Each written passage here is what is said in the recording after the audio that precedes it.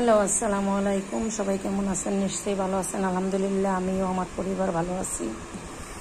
এই সন্ধ্যার সময় আমি এখন খাবো ব্ল্যাক কফি। এখন আমি খাবো ব্ল্যাক কফি আর নিয়েছি দুইটা নাড়ু, এক গ্লাস পানি। আমি খুব সাধারণ মানুষ, খুবই সাধারণ খাবার খাই, হালকা পাতলা খাবার খাই, বেশি অতিরিক্ত ভারী খাবার খেতে পারি না, আমার গ্যাসের প্রবলেম, সেই জন্য আমি খুব হালকা খাবার খাই।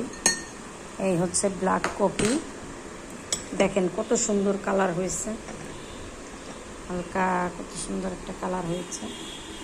আর খাবো দুইটা নাড়ু। এই হচ্ছে পানি। এখন বিসমিল্লাহির রহমানির রহিম, পানিটা খেয়ে নিব।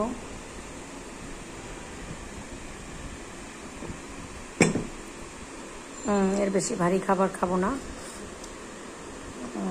এই হচ্ছে আমার সন্ধ্যার খাবার। তো সেদিন নাড়ু বানিয়েছিলাম, সেই